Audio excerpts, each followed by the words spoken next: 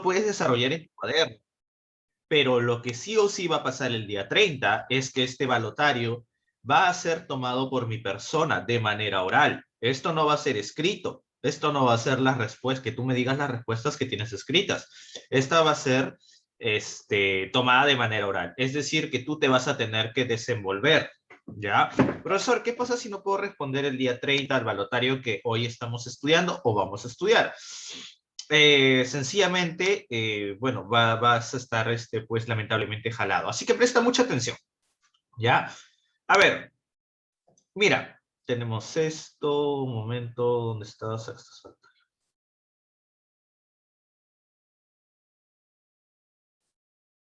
Un momento, ¿dónde está? Acá está. Ya. Primera pregunta. Ya, primera pregunta del balotario. Explique las diferencias entre los horizontes y los intermedios, tomando como ejemplo dos culturas. A ver, diferencia entre un horizonte y un intermedio. ¿Ya? Eh, un momento. Mira, la diferencia entre un horizonte y un intermedio es sencilla. ¿Ya? Profesor, ¿cuál es? Un horizonte, podemos estar hablando del horizonte llamado el horizonte Chavín. Es una cultura que ha dominado un área relativamente extensa. ¿Ya? Un área relativamente extensa. Profesor, entonces cuando hablamos de horizontes, me está diciendo que estamos hablando de un área dominada extensamente por una cultura. Profesor, ¿es eso? Sí, es eso. Mira, quiero que veas esto de acá. Estás viendo el pequeño mapa, ¿no? Chicos, hablen. ¿Están viendo el pequeño mapa o no? Sí, Chicos, sí, ya, mira. Esta es la muestra de un horizonte. Esta es la muestra de un horizonte, ¿ya? Horizontes son culturas que han tenido han ejercido el poder en un área relativamente extensa. Lo que estás viendo acá, ¿no? Lo que estás viendo acá es la cultura chavín y su influencia de la cultura chavín, ¿ya? Y acá está la cultura Paracas. Ambos pertenecen a un horizonte llamado el horizonte temprano, ¿ya? El horizonte temprano. Ya, no te olvides de eso. ¿Por qué son o por qué se les llama horizontes? Porque son unas culturas que han ejercido su influencia en un área relativamente grande, relativamente extensa, ¿ya? Profesor, ¿qué tipo de influencia? Sea influencia religiosa, es decir, esparciendo sus dioses, sea influencia militar, sea influencia cultural. Ese es un horizonte. Y esas son las culturas que pertenecen a un horizonte. ¿Ya? Profesor, ¿y qué son los intermedios? Los intermedios dentro de la historia del Perú se dan cuando estas culturas de horizonte, llegan a su fin. Ah, profesor, un intermedio nace básicamente cuando las culturas del horizonte terminan. Sí. Cuando estas culturas del horizonte, por ejemplo, Chavín y Paracas, que está acá, llegan a morir, o sea, llegan a disolverse, van a perder, obviamente, van a perder dominio sobre la zona que antes sojuzgaron, que antes dominaron. Y en varias zonas que antes dominaron y ejercieron su poder, varias zonas, mira, se van a fragmentar. En varias zonas van a surgir pequeñas culturas locales, pequeñas culturas regionales. Cuando hablamos de pequeñas culturas locales, regionales, es decir, que esta culturita solo se queda acá, esta cultura solo se queda acá, esta cultura solo acá. Cuando hablamos de varias culturas locales o regionales, ahí es donde hablamos de intermedios. No se te olvide esa parte. Por favor, todos enciendan sus cámaras, ¿ya? Es requisito. Todos enciendan sus cámaras, ¿ya? A ver, eso es la diferencia entre un horizonte y un intermedio, ¿no? Horizonte, una cultura que tiene dominio sobre una zona extensa, un dominio militar, un dominio religioso, un dominio cultural, como quieras, pero tiene dominio.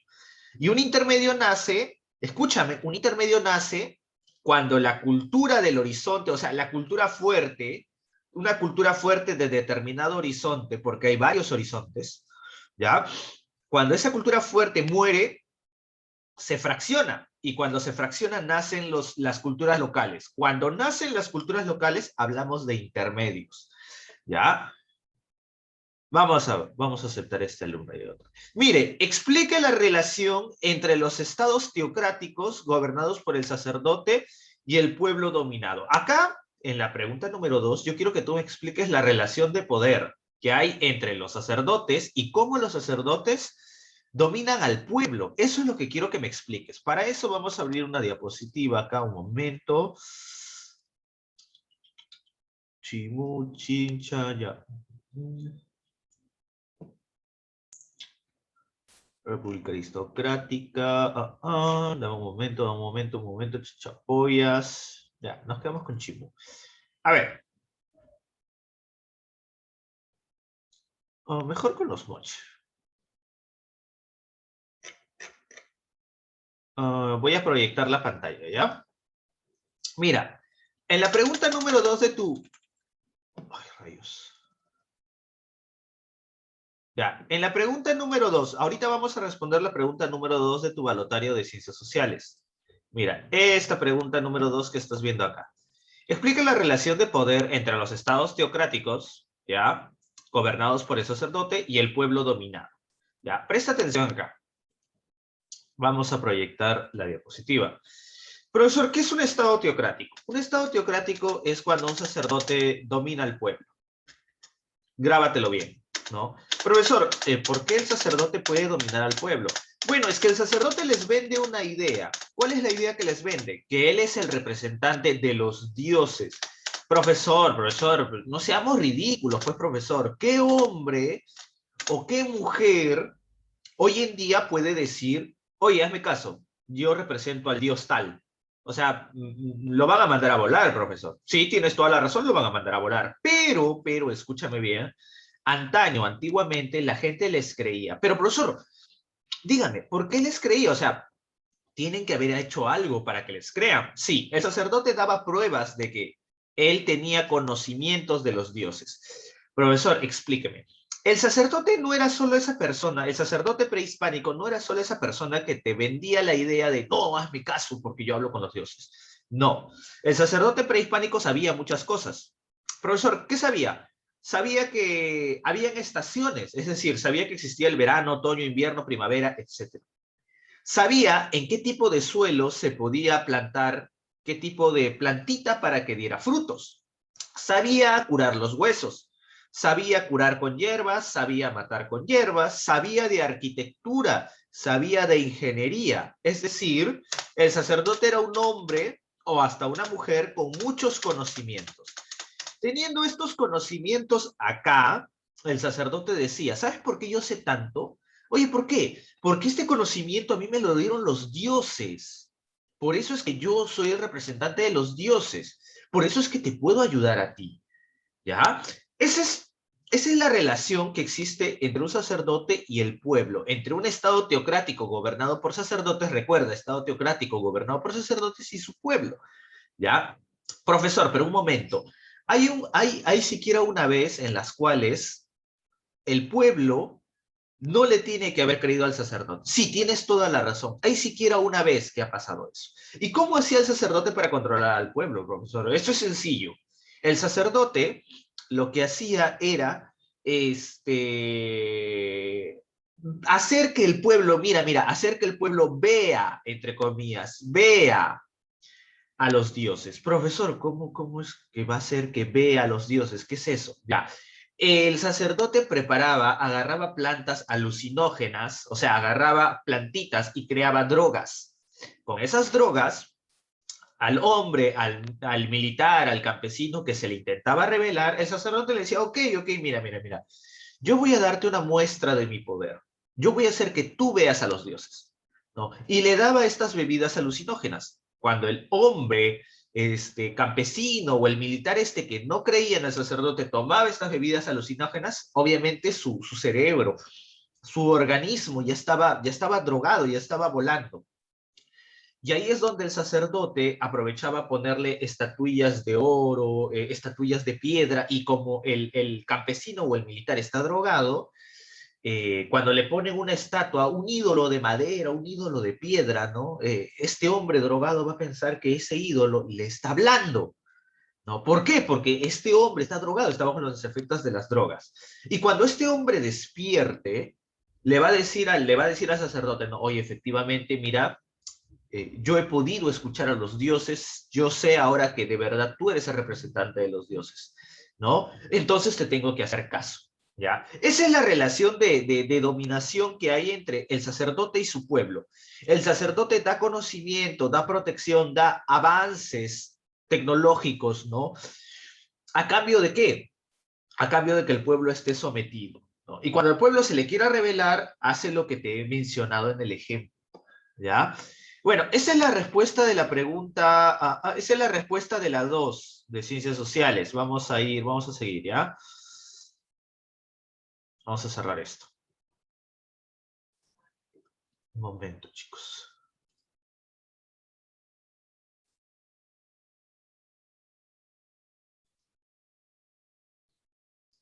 Ya, a ver, otra pregunta. Explica y analiza el motivo que llevó a los europeos a buscar. Mira, esta es la pregunta número 3. Esta es la pregunta número 3 de tu balotario. Referente a historia del Perú, ¿ah?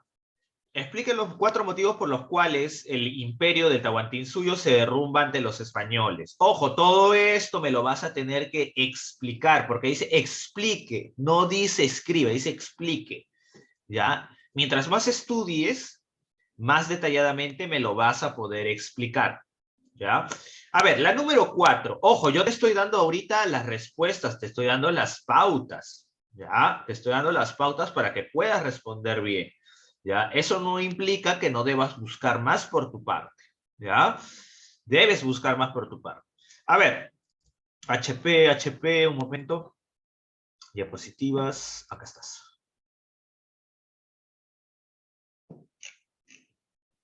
Ya, para responder la número 4 es esto. Vamos a usar esta diapositiva. De toda esta diapositiva, lo único que nos interesa es este mapa. Mira, ¿por qué es que Colón llega a América? Quiero que prestes atención acá.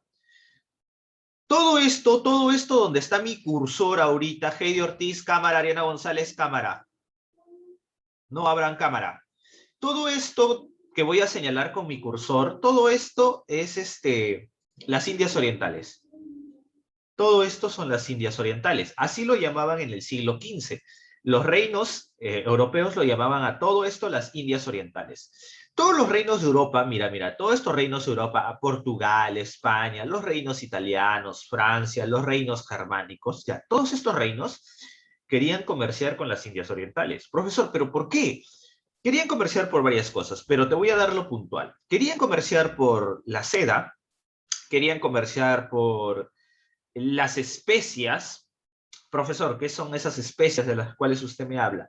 Comino, ¿no? Mostaza, paprika, ese tipo de especias para sazonar la comida, ¿no? Eran muy apreciadas en Europa, ¿ya? ¿Qué más comerciaban, profesor? Pólvora también, ¿no? Algunos adelantos tecnológicos que acá había en las Indias Orientales eran llevadas a Europa por medio del comercio. Por eso es que los reinos europeos les gustaba comerciar con las Indias Orientales. Pero todo eso acabó. Profesor, ¿cuándo acabó? Acabó cuando, mira, esta pequeña ciudad de acá cae. ¿Ante quiénes cae, profesor? Cae ante los turcos otomanos, cae ante los musulmanes. Y los musulmanes le dicen a los reinos europeos, ¿no? Oye, tú, europeo cristiano, puedes seguir comerciando con las Indias Orientales. Pero ojo, si quieres pasar por acá, por Constantinopla, también llamada Estambul, si quieres pasar por Constantinopla o Estambul, tienes que pagar más. Y hay un problema, los reinos europeos ya no les salía ya no les salía conveniente. ¿Ya? Entonces todos los reinos europeos quieren seguir comerciando con las Indias Orientales, pero ya no les sale conveniente. Entonces, ¿qué hacen? Sencillo, se trazan planes. ¿Planes para qué, profesor? Planes para llegar a las Indias Orientales, o sea, acá, pero ya no por esta ruta, porque esta ruta había sido tomada por los musulmanes, que les cobraban más, ¿no? Profesor, entonces, ¿cómo? Sencillo, van a darle la vuelta ¿a qué? Van a darle la vuelta al mundo. Ese es el plan de Cristóbal Colón y es el plan que les vende a los reyes católicos. ¿Cuál era la función de los reyes católicos? ¿Qué querían los reyes católicos? Llegar a las Indias Orientales. Sí, siguiendo el plan de Colón. ¿Cuál era el plan de Colón? Darle la vuelta al mundo porque Colón sostenía, ¿qué sostenía? Que la Tierra era redonda. Quería darle la vuelta al mundo y yendo hacia el oeste va a salir por el este. Eso es lo que sostenía Cristóbal Colón. En una época donde se creía que la Tierra era plana, ¿no? Y de que si ibas más allá de este océano o más allá de este mar, llamado el mar tenebroso, te ibas a caer por la borda. Y si no te caías por la borda, ibas a ser devorado. ¿Por quiénes, profesor? Por bestias marinas, por demonios, por sirenas, por dragones. Entonces, ese es el motivo por el cual los reinos europeos querían comerciar con las Indias Orientales, ¿no? Por sus diversas mercancías que ofrecían las Indias Orientales. ¿Cuál es el proyecto de Colón y de los reinos europeos en general? Llegar a las Indias Orientales.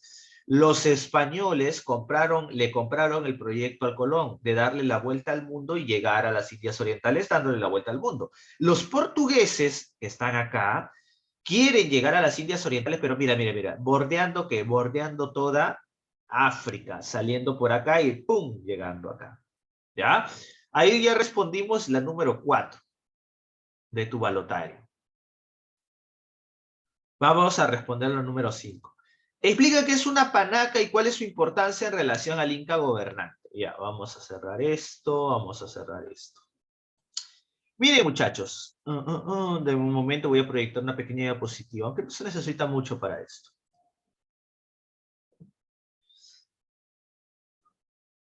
Mire, vuelvo a repetir la pregunta de tu balotario, ¿no? Un momento.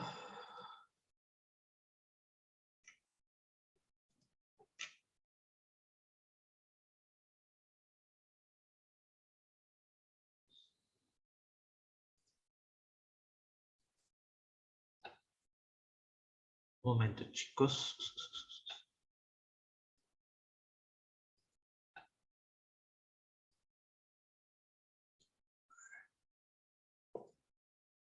¿Qué tenemos acá? ¿Qué tenemos acá? Tenemos una prueba. Profesor, debemos hacer las preguntas de balotario. Bueno, vuelvo a repetir. Si ustedes quieren hacer o desarrollar las preguntas del balotario en su cuaderno, está bien, no tengo problemas. Recuerden, si ustedes quieren apuntar lo que yo les estoy diciendo, no tengo ningún problema. Si quieren ver el video, porque esto va a ser subido a YouTube y va a ser enviado a los grupos, y apuntar lo que he dicho, no hay problema, pero recuerden que la evaluación, escúchenme, la evaluación va a ser netamente oral. Yo no te voy a pedir tu cuaderno, yo voy a pedir que tú me expliques cada uno de los puntos que están ahí y me lo expliques bien. Ya, eso es para todos. Nada que, profesor, ahí está mi cuaderno, le hago un video, no. Ya, por eso escúchenme con atención. Ya, y si tienen alguna duda, háganla. No hay, perdón, si tienen una pregunta, pregúntenla. ¿Ya? A ver, chicos. Mira, esta es la última pregunta referente a historia del Perú. Explique qué es una panaca y cuál es su importancia en relación al Inca. Mira, esta es la más facilita, es una de las más facilitas de historia del Perú. Profesor, pero es sencillo, pues, profe, una panaca. A ver, vámonos acá, vamos a proyectar esta diapositiva. Es una panaca, ¿ya? Una panaca, profesor, es la familia del Inca, se acabó, no hay nada más que decir. Ahora, ¿cuál es la importancia de la panaca en relación al Inca? Mira, por ejemplo, este es el Inca gobernante. ¿Quién va a ser su sucesor? Su sucesor es un Auqui. Un Auqui que el Inca ya ha determinado, ya ha visto, ¿no? Este señor es muy bueno en la guerra, es muy bueno administrando, piensa mucho. Él merece ser el nuevo Inca. El Inca gobernante determina eso. ¿Ya? El Inca gobernante determina eso. Y cuando el Inca gobernante dice, bueno, yo ya me retiro, ya estoy viejo, ¿no? O ya tengo muchas dolencias, o ya quiero que mi hijo gobierne, me retiro. Auqui, tú vas a ser el que gobierne ahora. El Auqui, que ya sabe que va a ser proclamado nuevo Inca, el Auqui dice, si yo voy a gobernar, necesito una panaca, o sea, necesito una familia, necesito crear mi familia. O sea, mientras yo no soy Inca, porque soy Auqui todavía. Mientras yo no soy Inca, yo formo parte de la panaca de mi padre. O sea, yo formo parte de la familia de mi padre. Pero cuando yo soy o voy a ser un inca, yo necesito salirme de la familia de mi padre y crear mi propia panaca. ¿Cómo hago eso? Creo mi propia panaca casándome con, o mejor dicho, uniéndome con mi hermana o uniéndome con mi prima, alguien de mi familia de sangre real. Así creo mi propia panaca. Profesor, disculpe, ¿para qué es importante crear una panaca? A ver, para el Inca es importante crear una panaca porque esa es su familia, su soporte emocional, su soporte político también, ¿ah? Porque en el Tahuantinsuyo las panacas actuaban como si fueran partidos políticos. Y ojo, aparte de eso, las panacas tenían una responsabilidad. Cuando el Inca moría, el Inca gobernante o un Inca que ya dejó el poder, cuando el Inca moría, las panacas agarraban el cuerpo del Inca y lo momificaban y lo convertían en un malqui. ¿Qué es un malqui? Es una momia. Por eso, pero, ¿por qué no le decimos momia? No, bueno, si quieres puedes decirle momia, pero también tienes que entender que se le dice malqui. Y al malqui, el malqui o la momia del Inca, para los miembros de la panaca no está muerto, sino está descansando, está en otra forma de vida. ¿Y cuál es la responsabilidad de la panaca? Cuidar a ese malqui, cuidar a la momia del Inca. Esa es la importancia y relación que hay entre una panaca y el Inca.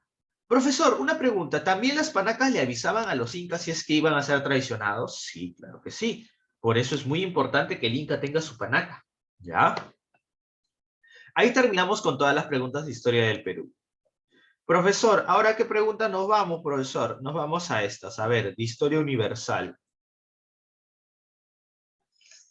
Explique qué son las civilizaciones fluviales y cómo éstas aprovechan sus ríos de manera económica. Mira, esta pregunta es un bombón, esta pregunta está regaladísima, ¿ya? Vamos a proyectar esto, un momento, ilustración, imperialismo, renacimiento, revolución, Rusia, Grecia, Roma, China, India, ideologías, un momento, chicos, edad de piedra, ¿dónde estás?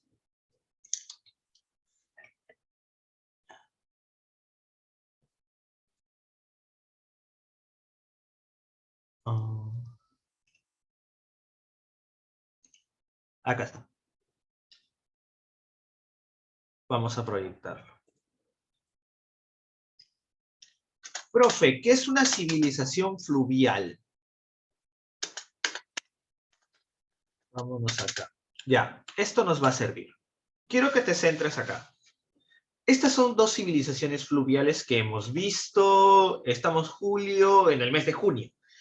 ¿Qué son civilizaciones fluviales? Algunos le dicen las primeras civilizaciones. Civilizaciones fluviales son estas, las que dependen de qué, de ríos. Profesor, ya me acordé, usted y yo vimos a los mesopotámicos, que son todo esto, y a los egipcios, que son todo esto. ¿Qué son civilizaciones fluviales? Sencillo. Son civilizaciones que pudieron desarrollarse, pudieron existir y pudieron progresar gracias a sus ríos. Si no hubieran tenido sus ríos, estas civilizaciones no hubieran podido desarrollarse donde se desarrollaron. Profesor, ejemplo, profesor. Mira esto de acá. Acá se desarrolla Mesopotamia. Mesopotamia depende de dos ríos. El río Tigris, que ves acá, mira, esto es el río Tigris, esto que ves acá, y el río Éufrates, que es este. Si a Mesopotamia tú le quitas el río Tigris y Éufrates, Mesopotamia, la civilización mesopotámica, no hubiera existido. Así de simple. ¿Por qué? Porque esto es un desierto, pues, hijo. Le quitas ríos Tigris y Éufrates, ya fue. No existe la civilización, no existe. ¿Por qué? Porque no es posible que una civilización exista donde hay falta de agua. No, agua cantidad. Profesor, otra civilización fluvial, Egipto. Esto que ves acá, esto es el río Nilo. Mira, el río Nilo termina en un delta, es decir, que tiene varias terminaciones. El río Nilo se ramifica y termina en varios bracitos en el mar Mediterráneo. Cuando ves que un río termina así, se le llama río que termina o tiene una desembocadura en delta. La civilización egipcia es una civilización fluvial. Profesor, ¿por qué? Igual, porque si no hubiera tenido el río Nilo, la vida en toda esta zona hubiera sido inexistente. Así de simple. Mira, mira qué fácil es la respuesta. Pero vámonos otra vez a tu balotario, porque tu balotario nos pregunta algo más. Mira, explica qué son las civilizaciones fluviales, ya lo hemos respondido. Y cómo éstas aprovechan sus ríos de manera económica. Profesor, ¿cómo aprovechan sus ríos de manera económica? Bueno, pues sencillo, hijo. Esto piensa, ¿no? Los ríos, ¿qué te proporcionan? Te proporcionan comunicación. Claro, puedes agarrar, meterte en una balsa y comerciar. Comercio es una forma de aprovechamiento económico. Profesor, mire, estos ríos también los puedo agarrar para regar mis plantaciones. O sea, mi chacra, pues, para producir. Claro que sí, ¿no? Es un aprovechamiento económico para la agricultura. Profesor, también puedo agarrar para echarle agüita a mis pastizales y que mis vaquitas o mi ganado pastee mejor, se alimente mejor. Claro que sí, es otro aprovechamiento económico, ¿no? Y para comerciar, otro aprovechamiento económico. Ahí tienes 3 aprovechamientos económicos. Ya, chicos, ya está respondido la pregunta número 1 de Historia Universal. Balotario, explique qué es el gobierno de la aristocracia, timocracia, democracia y tiranía. ¿Ya? Vamos a explicar eso. A ver, un momento. A ver, cuando hablamos de estos tipos de gobierno, nos estamos introduciendo y hoy nos estamos... un momento. Un momento.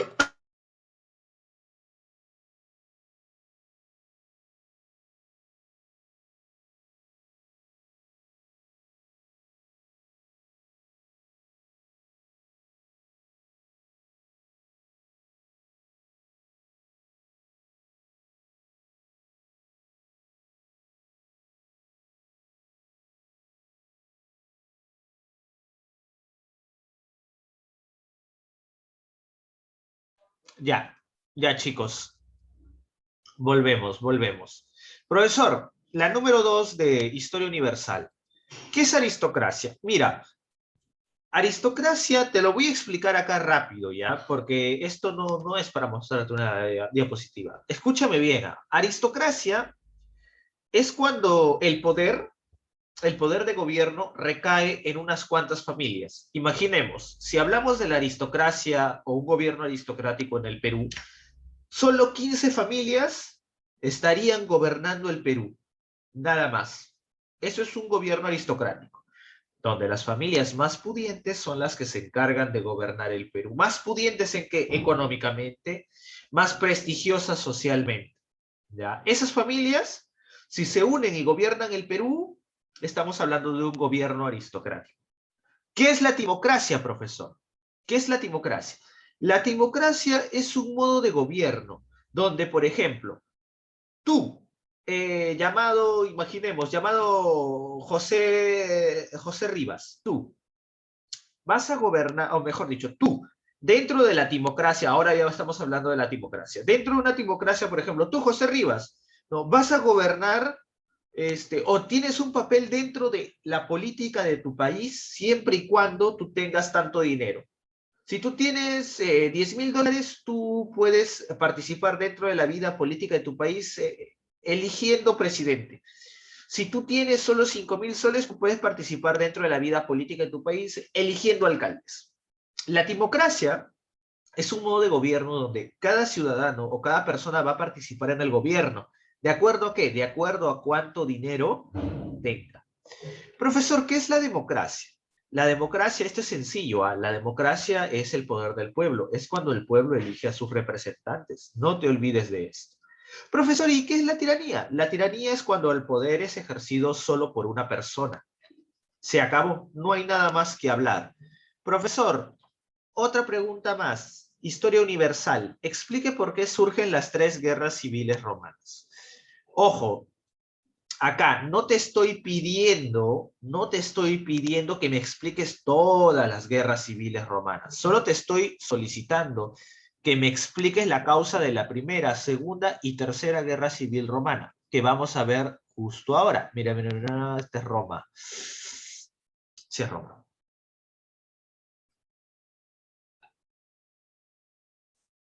Ya.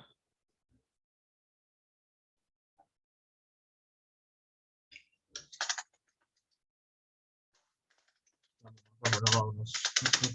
La Primera Guerra Civil Romana. La Primera Guerra Civil Romana es librada entre Cayo Mario y Sila. Pero ¿por qué surge la Primera Guerra Civil Romana? La Primera Guerra Civil Romana entre Cayo Mario y Sila, voy a poner este video y le voy a bajar. Ya. La Primera Guerra Civil Romana entre Cayo Mario y Sila surge ¿por qué? Porque porque Cayo Mario quiere darle poder al pueblo, quiere darle más derechos al pueblo, pero Sila, este hombre que estás viendo acá, Sila no quiere que el pueblo tenga más derechos. Entonces, entre estos dos generales romanos se inicia una guerra civil. Sila se enfrenta contra Cayo Mario, que quiere darle más derechos al pueblo. Profesor, ¿quién termina ganando? El que termina ganando la Primera Guerra Civil Romana es Sila, este medio anciano que ves con armadura. Él termina ganando.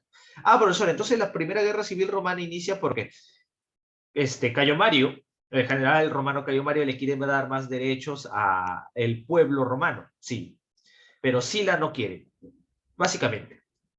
Vámonos a la Segunda Guerra Civil Romana. La Segunda Guerra Civil Romana, ¿por qué inicia? A ver, la Segunda Guerra Civil Romana inicia porque Pompeyo quiere tomar el poder del Senado, ¿ya?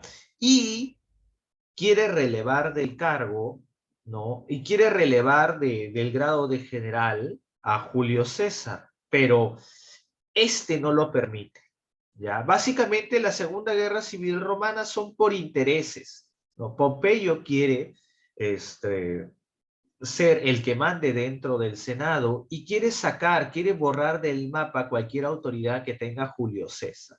Por esto surge la Segunda Guerra Civil Romana. La Tercera Guerra Civil Romana, ¿por qué surge? La Tercera Guerra Civil Romana surge porque Octavio, que gobierna Roma, y Marco Antonio, que gobierna Egipto, ¿ya? Se van a ir a la guerra. ¿Por qué? ¿Por qué se van a ir a la guerra? Porque ambos se veían como una amenaza para la estabilidad de Roma, ¿no? Y por eso surge la Tercera Guerra Civil Romana. Está sencillo, está fácil, para que lo respondas rápido, ¿ya? A ver, vámonos otra vez a tu balotario. Defina qué es un bárbaro. Oye, ese es sencillo, ¿ya? Profesor, bárbaro, según los romanos, todo aquel que vive fuera del territorio romano. No importa si es rico, no importa si sabe escribir, sabe leer, sabe 20.000 idiomas, no importa. Bárbaro, para los romanos, es todo aquel que vive fuera de Roma. Se acabó, no hay nada más que hablar. Ok, Jason, mándame un hola a WhatsApp para enviarte el balotario de una buena vez, ¿ya? Pero sí te lo envié, qué raro. Igual, mándame un hola para enviártelo de una buena vez. Mencione usted 7 tribus bárbaras que ayudaron a destruir Roma. Mira, te voy a decir, porque esto es solo mencionar, Y esto obviamente tú lo tienes que hacer de corrido, ¿no? Y ojo, chicos, voy a ser puntual. El examen que vamos a dar de recuperación lo vas a tener que dar mirando a la cámara, mirándome a la cámara directamente. ¿Ya? No está permitido que tú veas abajo, veas al costado, veas a la derecha, vas a tener que ver directamente a la cámara. A ver, mencione usted 7 tribus romanas que ayudaron a destruir, 7 tribus bárbaras que ayudaron a destruir Roma. Pero eso esto es fácil. Ya, vamos a iniciar. Primero están los anglos, luego están los sajones, luego están los visigodos, ostrogodos, vándalos, germanos, ya, están los semitas también. Ya, ahí están las 7 tribus bárbaras. Ya. Ya, ahora nos vamos a esta parte. Defina qué es un relieve. Profesor, esto es sencillo. Esto es facilito. Profesor, ¿qué es un relieve? Ya. Mira, te lo voy a poner te lo voy a poner de manera sencilla. Un relieve es una superficie que tiene distintos niveles, A ver, nada más se puede definir así, pues. Un relieve es una superficie que tiene diversas características o diversas formas. Te voy a dar un ejemplo de relieve. A ver, relieve andino. Mejor esto. A ver, formas de relieve. Vamos a abrirlo, vamos a proyectarlo y se acabó. Mira, acá ves, todo esto es un relieve. ¿Qué es un relieve? Es un terreno que tiene una forma determinada. Por ejemplo, acá esto es un relieve, esta es una llanura. Todo está llano, todo está plano. Esto es un relieve. ¿Por qué? Porque es una forma determinada de terreno. Esto es un relieve. ¿Qué vendría a ser una colina? Este es un relieve, es una montaña. Este es un relieve cordillerano. Mira, ¿qué es una cordillera? Una agrupación de montañas. Ya, este es un relieve, es una meseta. Te elevas, te elevas, te elevas, todo plano. Es una meseta, ¿no? ¿Qué es un relieve entonces, profesor? En sencillo, en práctico. Una determinada forma del terreno. Se acabó, no tienes que decirme nada más. A ver, sigamos. Explíqueme por qué el mar peruano es tan inmensamente rico en fauna, flora marina y así como el por qué es tan frío. Ya. Acá vamos a cerrar esto. Vamos a abrir esto. Un momento, chicos. Un momento. ¿Dónde estás? ¿Dónde estás? Geografía. Mar peruano. Sigamos. Vámonos al mar peruano.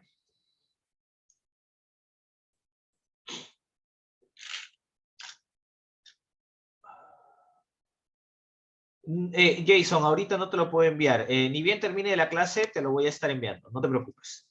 ¿Ya? A ver, mira, el mar peruano. Hay una pregunta sobre el mar peruano.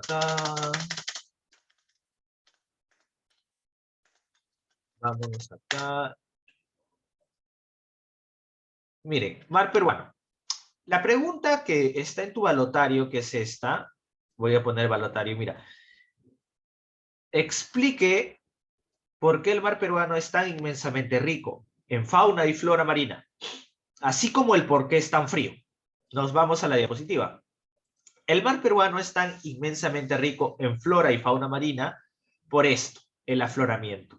Profesor, ¿pero qué es el afloramiento, profesor? El afloramiento, escúchame, algo que es sencillo.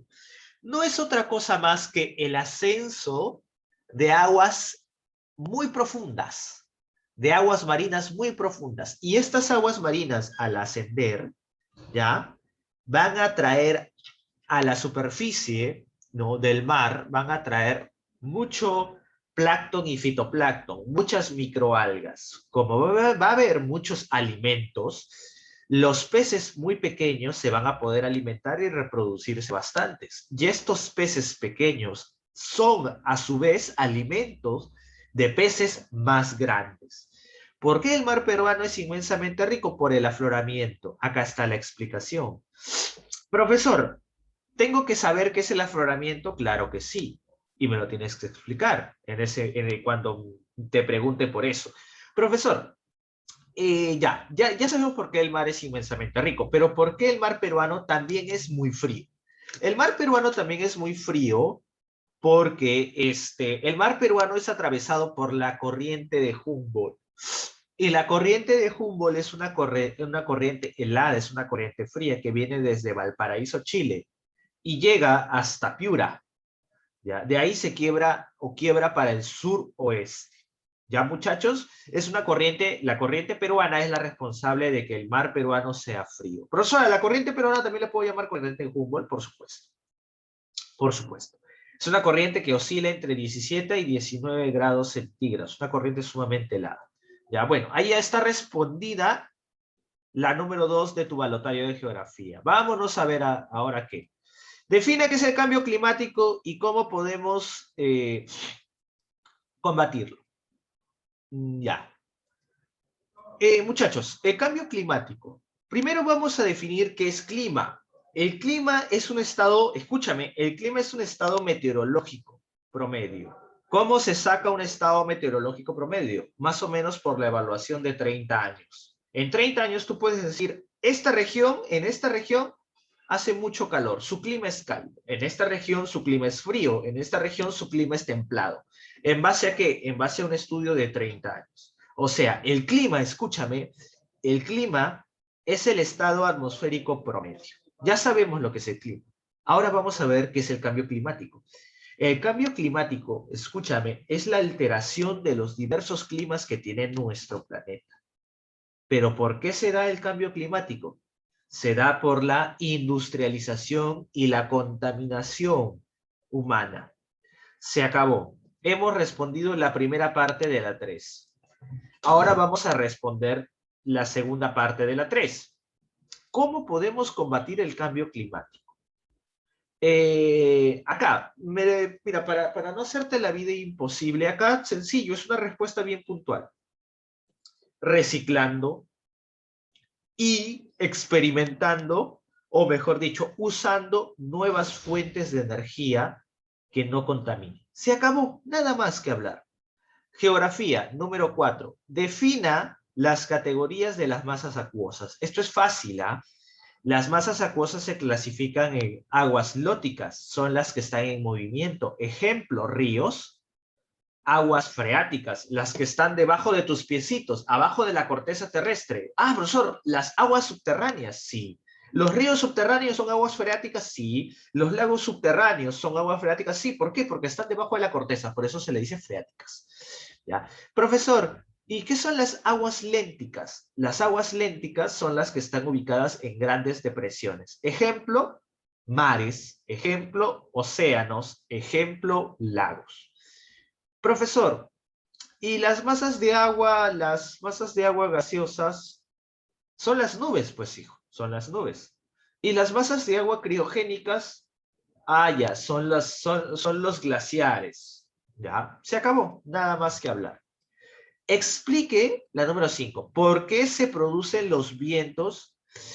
Y menciona dos tipos de vientos. Mira, esto es fácil, ¿ah? Vamos a cerrar esto, pero esto lo necesitas ver con un ejemplo. Retrocedo, un momento, ¿ya? Clima y tiempo. Acá respondemos la última de geografía que tienes en tu balotario. De ahí nos vamos a cívica. Mira, clima y tiempo, clima y tiempo, clima y tiempo. Vamos acá, vamos a pasar. Ya, quiero que veas esto. Profesor, ¿cómo se originan los vientos? ¿Cómo, cuándo? Mira, este vientito se va a originar de esta manera, ¿no? Tú sales un día hace mucho calor, pues, ¿no? Tú sales a la calle, quieres refrescarte. Oye, en la calle también hace calor. Tú estás caminando, ¿no? Y de la nada sientes que ocurre un soplido, ¿no? Un vientito así, te alborota el cabello, te hace sentir fresco. Pero ¿por qué se originó ese viento? Ya, mira, tú estabas acá en la superficie, estabas acá tranquilo, un día común, no hay problema. Pero cuando tú estabas acá parado, acá a tu alrededor, había una masa de aire caliente. Y esta masa de aire caliente se le llama, cuando el aire está caliente, o mejor dicho, la masa de aire cuando está caliente se le llama masa de aire de baja presión. Cuando la masa de aire está caliente se le llama masa de aire de baja presión. Y hay otra masa de aire. Hay otra masa de aire fría que está arriba. Cuando la masa de aire es fría, se le llama masa de aire de alta presión. ¿Cómo ocurren los vientos o por qué ocurren los vientos? Los vientos ocurren por la diferencia de presiones. El viento frío de arriba viene y bota a la masa de aire de baja presión, es decir, a la masa de aire caliente. La bota, ¡pum! Ese deslizamiento, ¿no? Esa bajada del aire frío y empujada y botada al aire caliente es lo que origina los vientos. La diferencia de que de presiones, ¿ya? Profesor, entonces el aire frío siempre bota al aire caliente, sí, siempre bota. Y este aire frío llega acá abajo donde estoy yo, profesor, y eso es lo que me produce el vientito, sí. Profesor, pero este aire frío de alta presión que viene acá, ¿se queda acá? Sí, se queda acá. Pero, profesor, si se queda acá, eventualmente este aire frío se va a calentar, profesor. Sí, se va a calentar. Se va a calentar, por supuesto, se calienta. Profesor, ¿y qué pasa? El aire caliente que se fue va a subir. El aire caliente eventualmente se va a enfriar Y el aire frío que vino acá y ahora está acá, eventualmente se va a calentar. Y así el ciclo se repite una y otra vez. Profesor, ¿hay tipos de vientos? Sí. Hay vientos regionales, vientos mundiales, ¿no? Hay vientos planetarios. Ya, profesor, vamos a ver vientos planetarios. Vientos alisios son vientos constantes que se desplazan desde las zonas subtropicales, es decir, desde acá, hacia las zonas ecuatoriales, hasta acá. Desde acá hasta acá. Vientos contralisios son vientos que se desplazan desde las zonas subtropicales, es decir, desde acá hacia las zonas templadas, es decir, hacia abajo, o sea, acá. ¿Ya? Vientos circumpolares son vientos que se desplazan desde las zonas polares, es decir, desde acá, ¿hacia dónde? Hacia las zonas templadas, hacia acá abajo. ¿Ya, muchachos? Eso es algún tipo de vientos. Estos son otro tipo de vientos, vientos regionales, ¿no? Brisa marina y brisa terrestre es otro tipo de viento. Brisa de montaña también existe, por supuesto. ¿Ya? Vamos a dejar eso ahí. Ahora nos vamos con lo último. 1. Determine 4 características del Estado peruano. A ver, vamos a responder esto rápido. El Estado peruano, una característica es ser soberano. Profesor, ¿qué es eso? Se manda a sí mismo. Nadie le puede decir qué o no qué puede o qué no puede hacer. Sencillo. Es democrático. ¿Eso por qué? La Constitución lo reconoce y nosotros tenemos elecciones libres. Es representativo. ¿Por qué? ¿A quién representa? Pues a nosotros, los peruanos. ¿Ya? Y finalmente es independiente, ¿no? Son las 4 características del Estado peruano, ¿no? Soberano puede tomar decisiones en todo el territorio porque es dueño de él. E independiente, ¿por qué? Porque nadie le manda, ¿no? Ahí están las 4 características explicadas puntualmente, rápidamente. Se acabó. Por eso no me gustan esas características que usted me ha dado. Averigua las tuyas entonces, ¿ya? Defina bajo qué concepto se establece la separación de poderes. Esto es sencillo. Escúchame, escúchame. La separación de poderes se establece bajo un concepto democrático. ¿Para qué?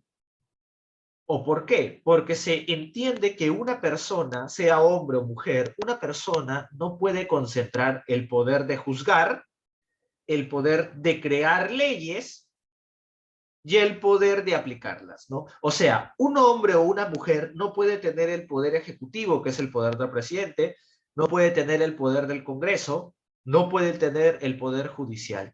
¿Por qué? Porque eso ya no es una democracia.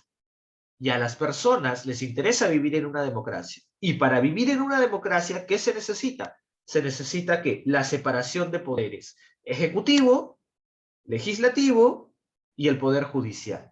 ¿Ya? Defina bajo qué concepto se establece la separación de poderes bajo el concepto democrático. Y ahora me lo tienes que explicar, ¿no? ¿Por qué se establece esta separación de poderes? Para que no haya abuso del gobernante. Porque una persona que tiene los 3 poderes del Estado en su control es una persona dictadora, es una persona que va a abusar del poder. Profesor, siempre ha pasado esto. Defina qué son los derechos humanos. Mira, defina, esto es defina, no explique, esto es defina. Es sencillo, hijo. Los derechos humanos, escúchame, ¿eh? Te voy a dar una definición puntual. Los derechos humanos, un momento, ya, los derechos humanos no son otra cosa más que una serie de, escúchame, prerrogativas, ¿ya? Que tienes tú como humano. Profesor, ¿cómo es eso de prerrogativas? Ya, los derechos humanos son una serie de derechos inherentes a ti. Por el solo hecho de ser humano, ya tienes ciertos derechos. ¿Cómo qué derecho, profesor? Derecho a la vida, derecho a la libertad a la libertad de credo, o sea, de creencia religiosa, derecho al trabajo, derecho a un nombre, a una nacionalidad, derecho a la dignidad, dijo. ¿Ya? Esos son los derechos humanos. Son derechos, ¿no? Que el hombre y la mujer gozan, ¿ya? ¿Para qué? Para hacer su vida más saludable, para desarrollarse mucho mejor. Son derechos inherentes a ti por el simple hecho de ser humano, nada más, ¿ya? Mencione qué es la familia y cuáles son sus funciones. Está regalada, ¿ya? ¿Qué es la familia? Un conjunto de personas que comparten tu misma sangre. Hay varios tipos de definición de familia. Hay varios. Si tú quieres agarrar mi definición, está bien, no hay problema. ¿Ya? Ya, mencioné que es la familia, ¿no? La familia es un conjunto de personas que comparten contigo un lazo sanguíneo, ¿no? Un lazo de sangre, ¿no? Entiéndase, hermano, papá, primos, abuelos. Comparten lazos de sangre, ¿ya? ¿Cuáles son sus funciones de la familia? O sea, ¿cuáles son las funciones de la familia para con los niños? Primero la familia tiene una función, que es la de procrear. La familia es la base de la sociedad. Tiene una función, la cual es la de procrear. Crear bebitos, hijitos. ¿Ya? Esa es la función de la familia. Otra función de la familia es criar al niño, educarlo, protegerlo, alimentarlo, ¿no? Otra función de la familia para con el niño es socializarlo. Profesor, ¿qué es socializarlo? Aprender, o mejor dicho, hacer que este niño sepa comportarse dentro de la sociedad. Nada más. Está sencillo, está fácil. La número 5. Defina qué es un deber y qué es un derecho para con el Estado peruano. Un deber es algo que nosotros asumimos cuando tenemos 18 años, porque ya somos ciudadanos. Un deber es algo que tenemos que cumplir. Ejemplo, deber pagar arbitrios. Tu mamá y tu papá tienen casita y pagan arbitrios. O alquilan un departamento, ¿no? Y pagan eventualmente arbitrios. Un deber es pagar arbitrios. Eso es un deber, ¿ya? Profesor, un derecho. ¿Qué es un derecho? Un derecho es algo que a ti te corresponde por ley, es algo que nadie te puede arrebatar. Ejemplo, derecho a la propiedad privada. ¿Tú tienes derecho a la propiedad privada? Por supuesto. Profesor, ejemplo de derecho a la propiedad privada.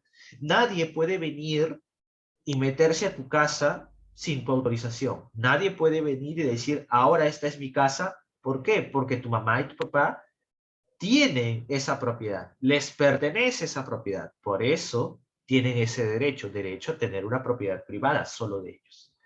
Profesor, hemos terminado, hemos terminado. No hay nada más que hacer, no hay nada más que hablar. Hasta acá, ¿hay una duda? Ya, acá hay dos chicos que me han escrito. Voy a mandarles el balotario justo ahorita. ¿Hay alguna duda, pregunta o consulta hasta este momento, muchachos, o no?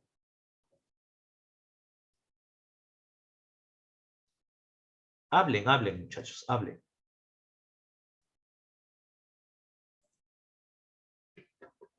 Ya. Parece que no hay ninguna duda. A ver,